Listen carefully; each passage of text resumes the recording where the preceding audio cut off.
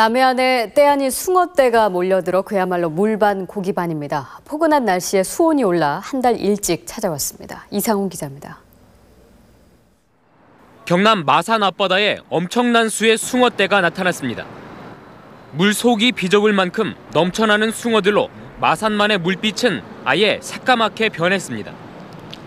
여기저기서 수면 위로 튀어오르고 떼지어 이동할 때면 작은 파도가 이는 듯합니다.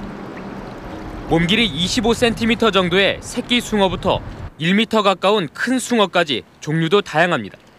처음 봐요, 저는요. 고기 많은 걸요. 여기 거의 고기가 없거든요. 네. 근데 오늘 왜 이렇게 고기가 많은지 저도 잘 모르겠는데. 숭어떼가 몰린 마산 앞바다는 한마디로 물 반 고기 반의 진풍경을 연출했습니다. 바다 위에서는 먹잇감을 발견한 갈매기가 잽싸게 숭어 한 마리를 낚아챕니다. 보통 2월 말까지 먼 바다에서 지내는 숭어떼가 벌써 연안에 나타난 것은 최근 이어지고 있는 따뜻한 날씨 때문입니다. 한겨울에 산란을 하고 새끼들과 함께 따뜻한 연안으로 이동해 플랑크톤 같은 부유 생물을 먹기 위해서입니다. 실제 최근 마산만의 수온은 평년 3월 수준인 6.4도까지 오른 상태입니다. 한 달 일찍 연안을 찾은 숭어떼가 성큼 다가온 봄을 재촉하고 있습니다. MBC 뉴스 이상훈입니다.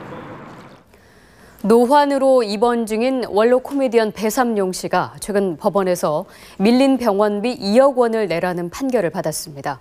이 소식을 듣고 후배 코미디언들이 모금 운동에 나섰습니다. 김현경 기자입니다. 1970년대 익살스런 춤과 표정, 특유의 바보 연기로 온 국민을 웃겼던 코미디언 배삼룡. 당신의 그만. 83살의 그는 천식과 각종 합병증으로 몇 년째 투병 중입니다. 지난 1년 반 이상 서울 아산병원에서 입원 치료를 받으면서 병원비가 2억 원이나 밀려 최근 법원으로부터 병원비를 모두 내라는 판결을 받았습니다. 이에 후배 코미디언들이 배 씨와 가족들을 돕겠다며 모금 운동에 나섰습니다. 우리 600명 회원이 십시일반으로 자의에 의해서 자유로이 모금을 합니다. 병원 측은 당분간 치료를 멈추거나 강제 퇴원시키는 일은 없을 것이라는 입장입니다.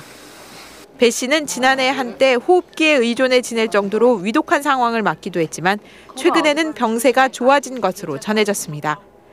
MBC 뉴스 김현경입니다.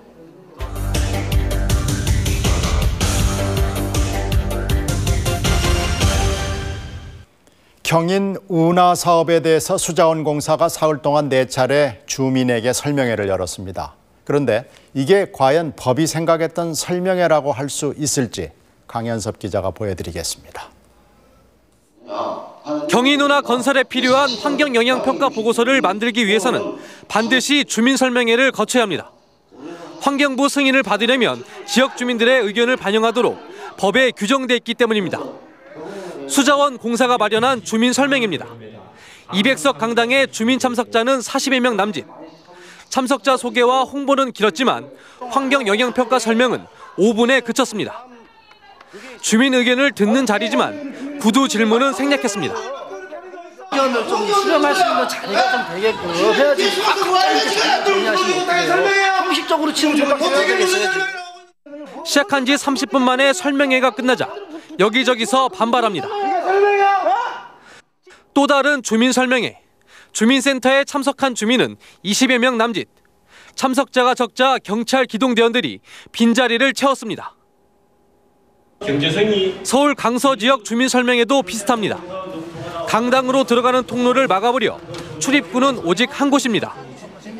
그나마 경인 운하를 찬성하는 사람들이 입구를 봉쇄, 지역 주민들은 들어오기조차 힘들었습니다. 주민 공청인데 왜 동네 사람들이 왜 못 들어가냐고. 왜 다른 사람들이 와가지고. 700석 규모의 강당에 참석자는 50여 명.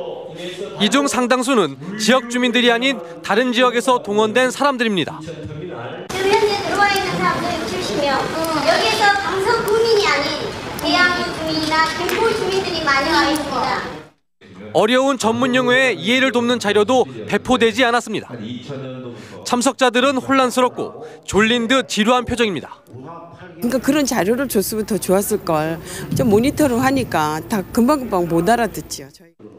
준비가 소홀하다는 지적도 잇따랐습니다. 저쪽에 그 해풍이 열어놓으면 그냥 굴뚝 타듯이 그 간속으로 다 들어오고 있어요. 그거에는 하나도 여기에 그 전문가가 이게 논의가 되지 않고 있어요. 수자원공사는 이에 대해 적법한 절차에 따라 진행된 설명이었다고 해명했습니다. 못 들으신 부분 그거는 나중에 공청회 때 또 저희들이 설명드릴 부분도 있고 하니까 그때 되도록 해주십시오. 찬반 논란이 뜨거울수록 요식행위로 넘길 것이 아니라 주민 의견을 듣고 이해시키는 노력이 아쉬워 보입니다. MBC 뉴스 강현섭입니다. 명문대 출신이 낀 사기 도박 일당이 붙잡혔습니다. 좋은 대학 출신이라서 머리 쓴 건 아니고요. 특수 렌즈로 동문 친구의 패를 읽었습니다. 김재경 기자입니다.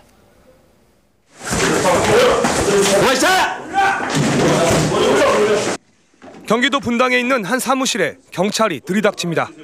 도박판이 벌어진 테이블 위엔 현금 대신 쓰는 칩들이 쌓여 있고 걸린 판돈만 수천만 원입니다. 하지만 사기 도박이었습니다. 경찰에 붙잡힌 사기 도박꾼들은 카드의 뒷면만 보고도 숫자와 문의를 훤히 알고 있습니다. 이거 뭡니까? 제이 뭐예요? 스페이드. 이들 중 2명은 눈에 특수 렌즈를 끼고 있었던 겁니다. 이들은 특수 렌즈로만 볼 수 있는 형광물질로 카드 뒷면에 숫자를 적어놓고 무늬까지 암호로 표시해놨습니다. 사기 도박단 가운데 46살 조모 씨는 명문대 출신입니다. 조 씨는 경영하던 회사가 부도나 수억 원의 빚을 지게 되자 사기 도박에 손을 댔습니다. 사기 도박에 끌어들인 사람들은 대부분 조 씨의 대학 동문들로 연결된 기업체 대표와 의사, 펀드 매니저 등 부유층 인사들입니다.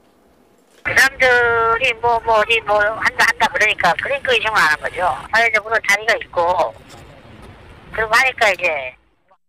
하지만 사기 도박은 오래가지 못했습니다.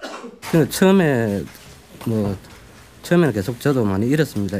계속 좀 많이 지다가 계속 또 이기니까 아마 조금 눈치를 챘던 것 같습니다. 동문 지인들까지 끌어들여 사기 도박으로 사업 실패를 만회하려던 조 씨는 넉 달 만에 사기 도박이 발각나 결국 경찰에 구속되고 말았습니다. MBC 뉴스 김재경입니다. 동해안 바닷가 바로 옆 그림 같은 별장용 아파트 단지의 집안이 바다에 쓸려 나가게 생겼습니다. 자연을 무시하고 짓는 바람에 대가를 치릅니다. 최승규 기자입니다. 강원도 고성군 거진항 인근 바닷가. 백사장 바로 옆 아파트 단지 콘크리트 벽이 무너져 내렸습니다. 금방이라도 붕괴될 듯 아슬아슬합니다. 위쪽 어린이 놀이터와 편의시설도 형체를 알아볼 수 없을 만큼 파손됐습니다. 옹벽이 무너지기 시작한 건 이달 초. 강한 너울성 파도가 백사장에 몰아치면서부터입니다.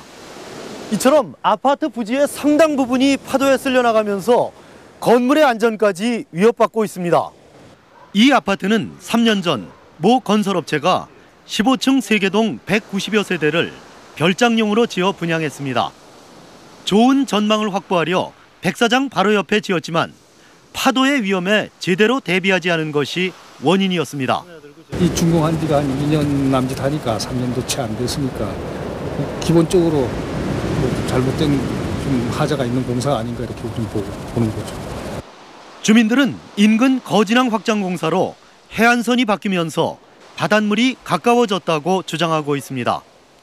동해안에는 지난해부터 너울성 파도로 21군데의 건물과 도로가 유실되는 침식 사고가 발생했습니다.